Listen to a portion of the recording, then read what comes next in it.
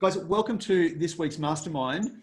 And from a property management point of view, there is one person, I think, in the, let me just mute. There is one person in the Australian marketplace that I think has just got an amazing view and an insight as to what's happening within the profession. And that is none other than the fabulous, the one, the only Sadhana Smiles. And Sadhana, it's great to have you here today at the Mastermind. We're doing this on a weekly basis to give our network members more insight and more perspective as to how we can actually move forward and really capitalize on, and capitalize might be the wrong word, but navigate through and then, achieve the best possible outcome we can in that particular mode. And guys, just as we make sure as we go through this, if you're not muted, to mute yourself with it. Thanks, Michael. I can see some pretty fantastic names on your list here. So nice intro, but I think I'm amongst some pretty amazing property managers and leaders in the industry here today. So my privilege to be here. Thank you, thank you.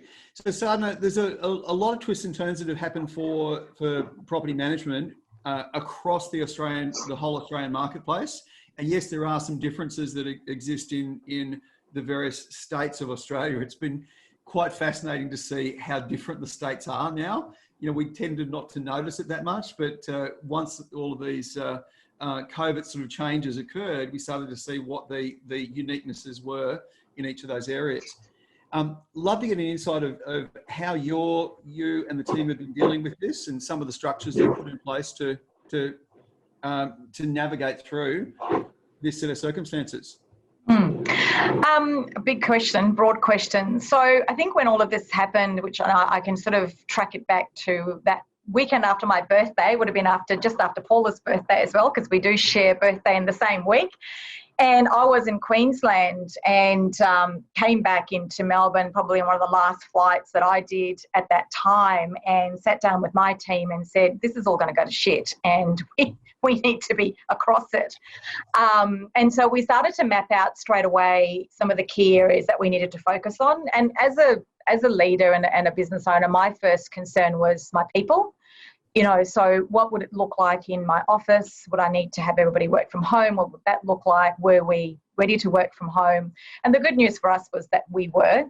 And then at a franchise level, we had to make sure that, I had to get across 7 different pieces of legislation, which is just fantastic. And I'm not a legislation person at all. And we had to make sure that our property management teams didn't, as I was quite famously quoted several times in our network, stop making shit up. Because we're so used to working in black and white that at the time, the governments hadn't come down. They just basically said there's a moratorium. We didn't know where we stood. And so we had businesses out there, asking tenants to provide information from superannuation to what was in their bank account, etc., making decisions because we needed to be working in black and white, not in the grey. So there was a little bit of that. And then, I think I'm a fairly optimistic person. I actually got quite excited because for the first time ever, we were being forced to, as a property management group of people in Australia, come to the 21st century or the reality of where we are today. Like the last 6 or 7 weeks, I've heard so many businesses say to me, oh, I'm now on a cloud platform, or we've become paperless, or, we've got this process in place, to which my response is, thank God you have, because if you didn't do it 2 years ago, which is what most of us have been asking you to do 2 years ago, then one thing COVID has done is actually forced officers to get to where they need to be. So, I reflected because I made a statement early on, we're being pushed 5 years down the track. I'm going to retract that. I think most of us are now at the place where we needed to be 2 to 3 years ago. The businesses that are going to leverage what is happening now into the next 2 or 3 years are the ones I believe are going to be the most successful. So you're going to have a bunch of officers who are going to go back the way things were because that's their comfort zone, that's their team's comfort zone, that's where they like to be. Some are going to go, oh my God, I've just changed to cloud and I've become paperless and this is where I want to stay. And then there's going to be a group who are going to go, no, this is an opportunity for us to completely change how we work. And I'm kind of hoping there's going to be a majority in that last group. Yeah, this is such a valuable point, Sadhana. And by the way, I just had a comment come through that someone loves your bluntness. Matt loves your bluntness. So just One of the things that with Sadhana, you always get Sadhana, right? This is, if you've got an opinion, you're going to actually let people know it. And it's just a beautiful thing about you. It's an amazing quality that you have. One of the things that I think is really important, and on this point that you just raised, there are some businesses that say, well, we're just going to wait this out. And they've just done enough to get through this, which is, that sort of that first category of those businesses that are hoping to go back to the way it was. But the key is, I think that what you're saying is, yes, it has been a full-on ride for a lot of property managers, not only dealing with some tech, but also making sure that they're able to emotionally manage themselves through this process, because there's been a lot coming at, landlord, tenant, and so on to have to deal with. Coming out of this is what are the options, or what do you see as the new property management business looking like? And I think the first place is the whole working from home thing. We, as a group, we've been talking about it for a significant period of time. And I know as an industry, there's been smatterings of conversations had, and people have different opinions. But I think what COVID-19 has done is, over the last 7 weeks, we have all proved categorically that 99% of us can work from home. The work can get done. You can hold people accountable. They can be the culture that oozes from your office into the lounge rooms of people. Are we ever going to be 100% at home? No, because it'd be nice to bring people back in the office purely from the connection and cultural perspective. But I think our first and biggest opportunity is, how do we reshape the future of work? So what does working from home 50% of the time look like? Do we do rounds of teams? And then that frees up real estate space for us. Do we actually need large offices where we house 20, 30, 40 people? Or do we need training rooms and boardrooms to get together once a month or once a week or once a fortnight, what that looks like? Does it mean that I only manage rent rolls in my marketplace because traditionally I didn't want to drive more than 10 minutes around to manage rent rolls? Whereas now, if I've got people working from home and they live 15 kilometres away and there's a great opportunity that it comes up 15 kilometres away, why can't I take it? So I think there is going to be some really long-awaited changes happen in our industry. But the first one will be the working from home. We can do it. We've proved it. The second one will be the structure of businesses. And lastly, I think we'll go from being so focused in our core marketplace to becoming a lot broader in the marketplaces that we work in, which, from a franchise level, it's a challenge because we work in territories, so that's one of our biggest challenges, I think, that we're going to face in the franchise world. Yeah. Play well together with that territory. When you've got an employee who works in that particular area, it makes sense to grow opportunities or see opportunities in that particular market. Well, we do that now. Yeah. We have a rent roll. I've got a property manager who manages 150 properties in Rowville, and I work in South Bank. She works 50% from home, 50% from the office, and she manages that pod in Rowville. It doesn't impact us in any way, shape or form. But I never would have looked at a business of those 150 properties ever, because I was placed in South Bank. Now, we did that 2-3 years ago. So, for us, that's how we're going to be. But I think if we've got business owners on this call, I think there are opportunities that are going to come up. The reality is, in 6, 7, 8 weeks' time, when the sales impact hits us, we all know between August and October is when the issues are going to be for sales, because we're not listing right now. And a lot of businesses are going to opt to sell their rent rolls on the market. There are going to be opportunities for businesses, but I don't think your local marketplace is the only place you need to look at those opportunities. Yeah, it's a super valid point with that. So you would say the key learnings that are coming out of this, from your point of view, is firstly the shift to cloud, making it available to work from home, and you're already doing some of that, but it's sort of like this is put it on steroids in terms of work from home. You're now doing half the team in the office, half the team out. Is that correct? We're half and half. Yeah, and we'll stay that way for a significant period of time. Great. And that means half the team come in this time frame and the other half work from home, or is it half are working from home, half in the office? No, we just rotate them around. Yeah. And we have one day, so Mondays we tend to be all around in the office, so that's our connection day. And that I see that happening for the foreseeable future. Yeah. So on the accountability side and the communication side, that's one of the things that I think is always a big question. Have you got some things that you put in place there from a communication and an accountability point of view? Yeah, so there's two things there. So the communication is my department manager connects with the team at 9:30 every morning. We then have lunch together where we can. So, at least minimum of twice a week, we have virtual lunch. We do virtual Friday night drinks. And in the afternoon at 4:30, she connects back with the team through Zoom and just basically does a check-in on how's the day gone, is everything okay? And we include our offshore team in that as well. So there's 3 check-in points during the course of the day in most cases, if not always the 2 check-in points. I drop in for the Friday night drinks virtually. So then the connection piece is important when you've got teams working remotely because, but most of us, I think most of you guys would have offshore teams anyway. So it doesn't make any difference in terms of the connection. The accountability piece is an interesting one because a lot of people ask me that, how am I going to keep people accountable when they're working from home? And it's like, well, surely your software system provides you with reports around what people have achieved in the pods that they're managing or the portfolios that they're managing. And at the end of every day, I get a report from my software system to tell me what has happened in that portfolio. And if the work isn't being done, you'll find out pretty quickly. And the deal I have with my team is you don't do the work, you come straight back in the office. Yeah, I don't mind you hanging the washing out at lunchtime and I don't mind you going for a walk at lunchtime, but the work needs to be done. If the work doesn't get done on a consistent basis, you come back in the office. You lose the ability to work from home. And I think if you have those clear conversations with people, then the accountability should be no different to what it was like in the office to what it's like at home. Yeah. If anything, we've actually upped it, Michael. Like now, our guys now make 10 phone calls a day to either owners or tenants.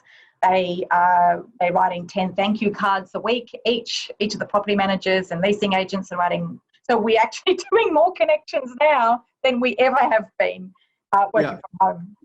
Which is so totally doable when you start to think about it. Because, hang on, we just got someone who's arrived. I'm having soup. I'm having soup for lunch, are we? I cut up the potato. Fantastic, darling. The potato. So there's onion, potato, and tomato. Yeah, fantastic. I only cut up the potato. Okay. And also there's naan bread and potato chips. Okay, darling. Thank you, darling. I appreciate it. You know what, Michael, what just happened to you, I think has been, from a leadership perspective, one of the best things that's happened because it's allowed leaders to look into the personal lives of the people who work for them. So, yes. I don't know how many Zoom meetings, it's exactly what happened to you just happened. Cats, dogs, children, all come in. We've just had all of our awards, national and international awards, and we've had families join into the virtual awards that we've had. I think one of the best things that's happened through this is leaders have been able to really understand what that person's home life is like. And that's important in leadership. Absolutely. It's huge from that point of view. So, and look, one of the, apparently I'm having soup for lunch, which is nice. Will be super yum.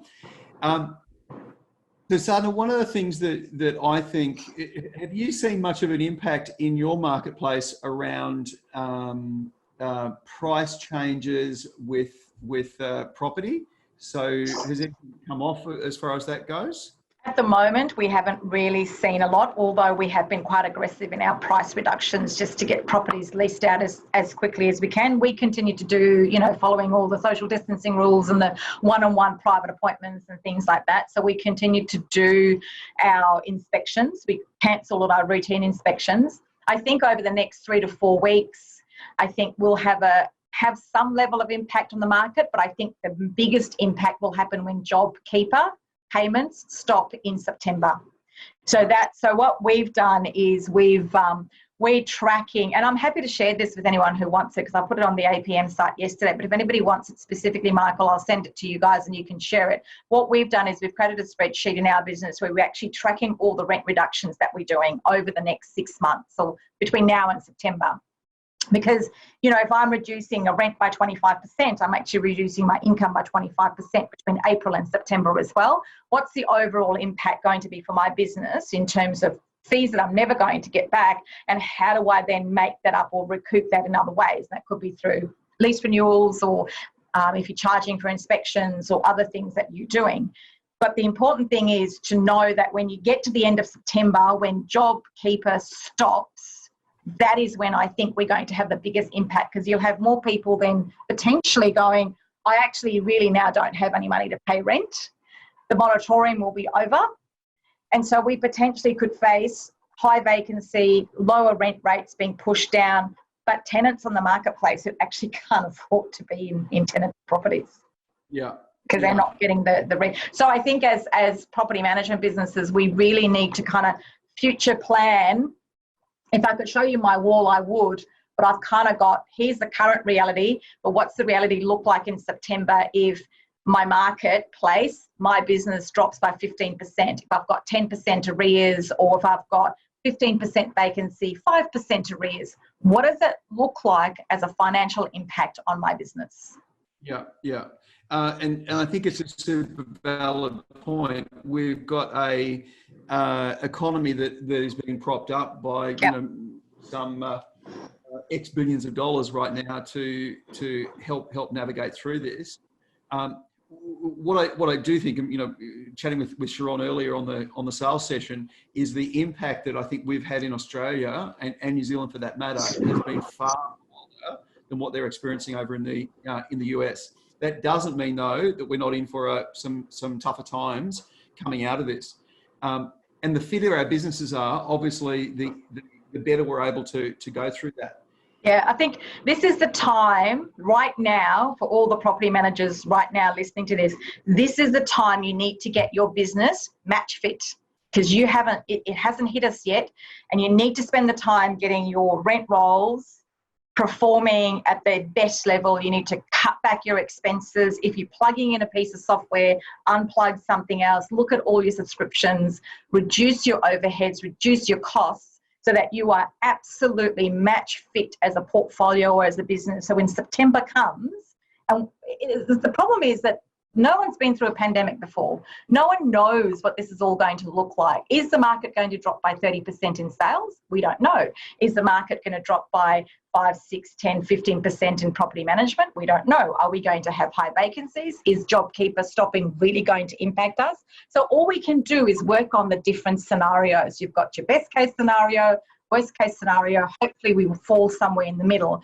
If you can get your business match fit right now for the worst case scenario, no matter what happens, you'll be fine. Fantastic. Just awesome insights, Gardner, from my point of view. So, are there any other tips that you'd like to share or go through? Any skills that you're building? And Anthony Weissman's just giving you a thumbs up on that one. So I think that's in total agreement from there. What do you think are the skills that are going to be needed in that mode? Well done, Sandra. Your thumbs up too.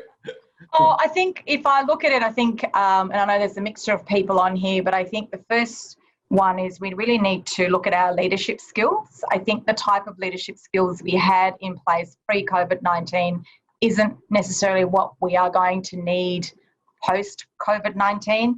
I work with the most amazing man, Gilbert Anoka, and he's the mindset coach of the All Blacks, which is one of the most successful rugby teams. And one of the things that he keeps, we talk about a lot in our organisation is how kindness is going to be the new currency. And for leadership now, we have to come from the heart. We have to come from genuine kindness and love for our people. Because if nothing else, humanity has gone through one of its biggest challenges we have ever faced in our lifetime. And for us to come out of this and not have kindness as part of your leadership skills, I think will be a shame. And and it's not just for each other, but for our clients as well. So I think the leadership piece is one of the first areas we need to look at, because how we've led organisations to date is not going to be how we lead them in the future. I think and Sada, if I can just jump in on this, I think a lot of people have approached CX and TX from a very technical point of view, not a humanistic point of view. So what I'm loving with this is shifting it from being technical to, well, what's the human element that we need to bring into play here? And I think part of what we just saw with Frankie and what we saw with doing a lunch, what are you having for lunch and so on, and the drinks, and seeing the team at the awards night, or show me the crazy hat you're going to wear, and so on. They're all the humanistic elements that allow people to feel more connected and more plugged in. So we're not a vanilla kind of mode, we're actually in this connection. Such a big point. Firstly, from the leader's point of view, but then actually having that roll through to our clients and our team to clients, because effectively our team to clients, they're the leaders. I'm leading this particular landlord, I'm leading this tenant in making the right decisions around where they're at from a property point of view. So, yeah, and some of the things that we saw on the forums, I know most of the people on here will be on the forums. I mean, some of the things that I saw on the forums actually made me embarrassed to be a property manager or work in the property management arena. It was horrendous. These weren't people who were coming from the heart or showing any kindness. And one of the things I did with my team was that, imagine if you're one of these people who woke up one morning and because of a pandemic, you lost your job. You had to go and line up with people at Centrelink. You didn't know where your next paycheck was going to come from, whether you were going to put a roof on your head or not. And all we worried about from our point of view is whether our management fees are going to get paid and whether the property is going to be vacant. Just look at it from their perspective and put yourself in their shoes and have a bit of empathy around how you talk to people. So that was a real shift, I think. Again, black and white, you've got to work in grey and have high levels of empathy. The communication piece has been super important as well, actually communicating to our clients, owners and tenants on this is what's happening, this is our understanding. Because of this understanding, this is what's going to happen when these scenarios happen. Every week we have sent a piece of communication out to our clients. Every single week we've been honest with them where we haven't known the answers. We've just said, we don't know the answers. This is what's happening. Yeah, here's what we know. Here's what we know. Here's what we know. And interesting enough, I very bravely, people thought I was a bit mad, but I very bravely did our Net Promoter Score survey last week on Thursday and Friday, and everybody in my office just held their breath and said, if any time you're going to do an NPS check, it really is COVID the time to do it. Like, you are nuts. And our score came back as positive 52. Now, and that's really high for property management for those of you who don't know, but the most common feedback we got from our clients was it's the communication piece. We felt confident with what you were telling us, and we were able to cut all the other noise out that we were hearing out in the marketplace. So I think communication, not just internally but externally, is important. And then if I can just jump in on that, is guys, if you could take away from this, be our client's most valuable resource, to be there. So we should be the ones that are filtering the information and saying, here's what makes sense of this. So, and I think, Sadhana, if you do that with the right level of frequency, we know frequency builds trust. It means that they're counting on you, and their ability and their willingness to listen improves dramatically with this. The other little point on this is a terminology that we coach, guys, is we have a sensitive client on the phone, as opposed to we've got someone moaning and bitching. We've got this nya nya nya. Because as soon as we put that label on, we tend to go in harder. But if we go, hang on, I've got a sensitive client on the phone, let me have a look at how I'm going to sensitively treat a particular person. Yeah, great. And the two other areas for us is the finance bit. I think, and I look at this and I go, as an industry, we haven't really trained our property management teams on the finance side of our businesses, and I think that has been to the detriment of businesses. So how do we get our teams really across thinking from a financial perspective around, okay, if I'm providing this discount, which we have to do, and ScoMo's made it really clear we all have to wear a bit of this along the way. No one's going to come out of this unscathed. But what does wearing the bit mean to you, to your business overall? I'm lucky, we haven't had to reduce salaries and things for our teams. I've had to reduce some hours for our casual staff. But I've also been very transparent with the team to say, we took a 13% hit on revenue last month. If that continues this month, then we are going to have to take some pretty serious decisions. But to get the guys focused financially on their pods or their portfolios to really understand what those numbers mean and how they impact it through the decisions they make, I think is really, really important. And the last piece, sorry, Michael, were you going to say something? No? It's super valid. I think a lot of the time that's protected from people, so they're not clear on, well, what is the impact, and understanding some of those levers, because there's not that many levers in a property management business. When you start to play with those levers, what's the actual financial impact that occurs? You reduce someone's rent down by 25% and you get an average of $100 a month for management fees. Just work on Australian average numbers. That management fee also goes down by 25% for the next 5 or 6 months. So you do the maths on that, is it, so, and then, To a great extent, that's the profit in the portfolio. 100%. So that's why we created the form. So each portfolio had their own form. They filled in and they could actually see the overall impact of, oh my God, by the time I get to the end of September, we would have lost $3,000, $4,000, $5,000. That's money we're never going to get back. Yeah. It's not recoupable. It's gone. Yeah.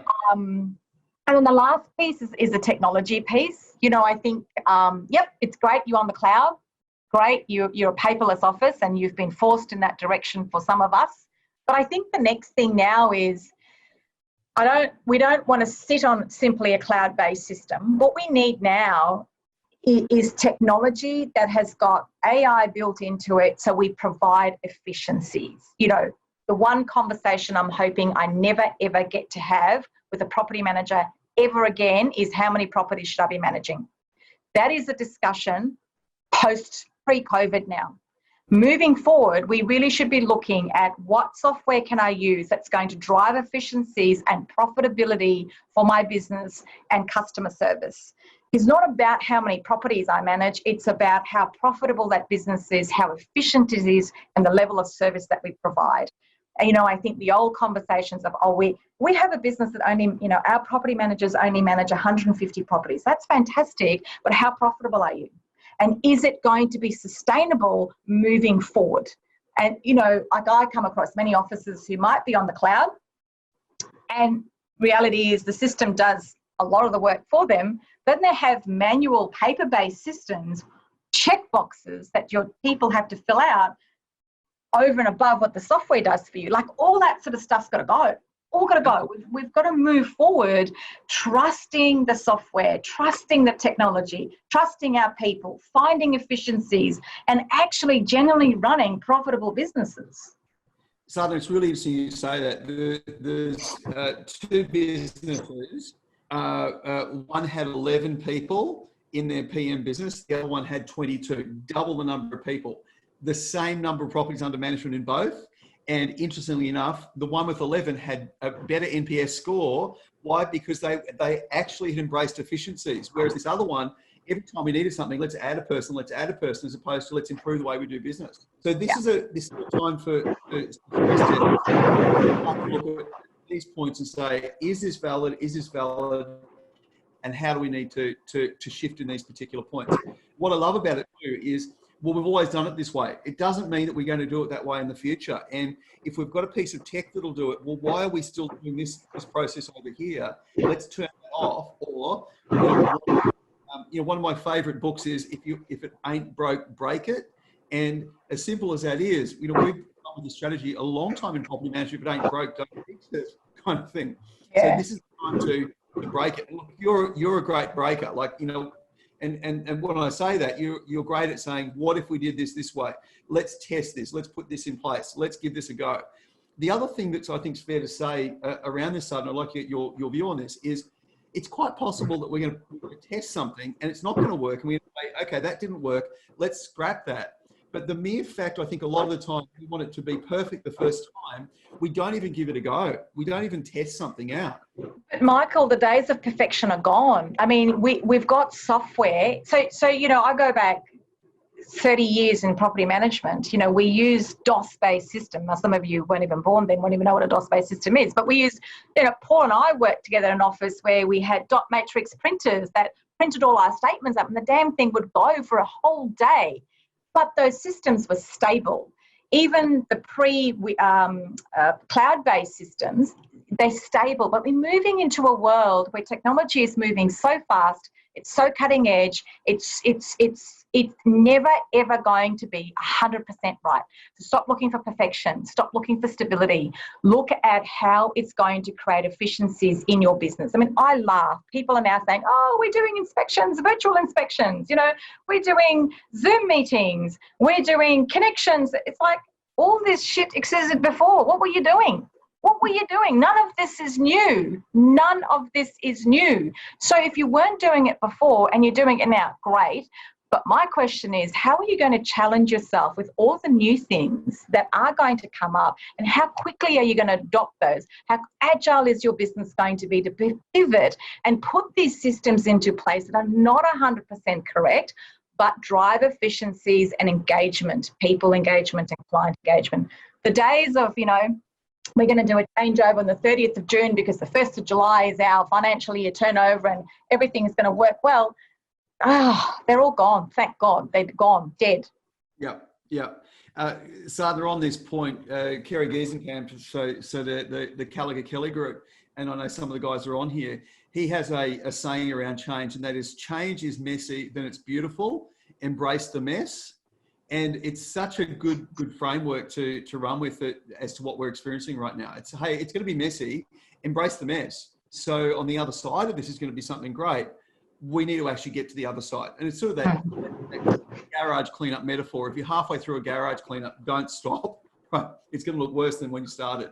So be okay with that in that process of change. Sada, this has been absolutely brilliant. So thank you so much for sharing your insights. We're going to jump into some breakout rooms now. And is there any final things you want to say? And by the way, you're more than welcome to stay and jump into a breakout room, or I know your time's really valuable, and we massively appreciate, from a network point of view, you sharing these insights and perspectives. It's been awesome. Hey, I've got nothing more to add. I mean, most people know who I am, where they can reach me. If you've got any specific questions, you know, feel free to reach out if you need anything answered. Or I'm been very open to sharing all of our collateral and everything else with various networks. You know, I think this is a time where, as an industry, we need to work together to make sure that we all come out of this hole, that all of us who went into it, as many of us come out of it on the other side. I think there are going to be opportunities for many of us on the other side of this. And yeah, thank you for having me. Hope I didn't scare too many people. So guys, before Sadhna goes, what I'd love you to do is, could you just actually put a note down in the chat, what do you find the most valuable component or comment or strategy or conversation that we actually had with Sadhna? And this is just Sadhna giving you some feedback on this. I'll put my glasses on to be able to see these comments coming through.